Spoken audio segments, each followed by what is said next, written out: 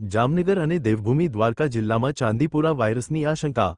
જામનગરની સરકારી જીજી હોસ્પિટલમાં 3 શંકાસ્પદ બાળ દર્દીઓ સારવાર હેઠળ। ત્રણેય બાળકોને હોસ્પિટલના બાળરોગ વિભાગમાં દાખલ કરવામાં આવ્યા। ત્રણેય દર્દીઓની હાલત ગંભીર હોવાથી તબીબોની સતત દેખરેખ હેઠળ સારવાર। જામનગર શહેરના વોર્ડ નંબર 6 આવેલ રવિપાકે વિસ્તારમાં અને ગણપતનગર વિસ્તારમાં 11 માસના અને 2 વર્ષના બાળકની સારવાર ચાલુ। દેવભૂમિ દ્વારકા જિલ્લાના 6 વર્ષના બાળકની પણ જીજી હોસ્પિટલમાં સારવાર। બાળકને પણ સારવાર માટે દાખલ કરાયું। ચાંદીપુરા વાયરસની આશંકાને પગલે ત્રણેય બાળકોના સેમ્પલ તપાસ માટે મોકલાયા। ત્રણેય દર્દીઓના લેબોરેટરી રિપોર્ટ હજુ સુધી બાકી। રિપોર્ટ આવ્યા બાદ ચાંદીપુરા વાયરસ અંગેની સ્થિતિ સ્પષ્ટ થશે। હોસ્પિટલ તંત્ર દ્વારા બાળકોની સ્થિતિ પર સતત નજર રાખવામાં આવી રહી છે। તબીબોની વિશેષ ટીમ દ્વારા જરૂરી સારવાર અને મોનિટરિંગ કરવામાં આવી રહ્યું છે। આરોગ્ય વિભાગ દ્વારા સાવચેતીના પગલાં વધુ સઘન બનાવાયા। જિલ્લાના લોકોને ગભરાવાની જરૂર નહીં, પરંતુ સાવચેતી રાખવા આરોગ્ય વિભાગની અપીલ।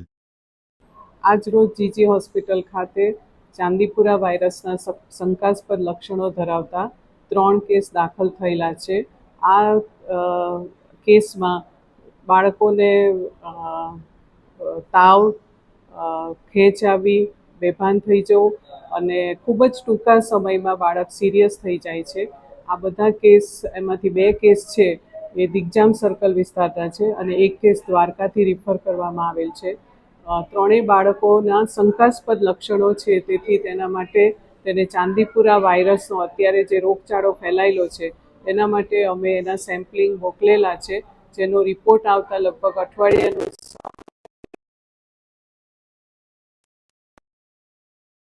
છે અને આ બાળકોની તમામ પ્રકારની સારવાર અત્યારે જે શક્ય છે તે ચાલુ છે અને એના માટે જીજી હોસ્પિટલ બાળરોગ વિભાગમાં PICU ખાતે અલગ સારવાર વિભાગ પણ ઊભો કરવામાં આવેલો છે અને તમામ ડૉક્ટરો અને નર્સિસ અને રેસિડન્ટ ડૉક્ટરો આ બાળકોને બચાવવા માટે ખૂબ જ મહેનત કરી રહ્યા છે। આ બાળકો અત્યાર સુધી તો બધા તંદુરસ્ત જ હતા અને 1-2 દિવસથી તાવ આવ્યો અને તાવમાં ખેંચ આવી અને પછી બેભાન થઈ ગયા છે અને આ બધા લક્ષણો શંકાસ્પદ રીતે ચાંદીપુરા વાયરસના ગણાય છે અને આ જે સ્થિતિ છે તે લગભગ દર વર્ષે જ્યારે ચોમાસું આવવાનું હોય અથવા ચોમાસું ચાલુ થાય ત્યારે આ નોર્મલ વસ્તુ છે। એના માટે કોઈ પેનિક થવાની કોઈ જરૂર નથી અને ખાસ કરીને આ જે રોગ છે એ સેન્ડ ફ્લાય નામની માખી દ્વારા ફેલાય છે। તેથી બધા બાળકોને ખાસ એક વિનંતી છે કે એ લોકો શાળાએ જાય અથવા બાળકો ઘરમાં હોય ત્યારે એક તો એને લાંબી બાયના કપડાં પહેરાવે અથવા જ્યારે સૂઈ જાય ત્યારે મોસ્કિટો નેટ કે એવું કંઈ પણ યુઝ કરે, જેથી એ સેન્ડ ફ્લાય નામની માખી બાળકને કરડે નહીં અને એના લીધે જે રોગચાળો ફેલાય છે તે ના ફેલાય।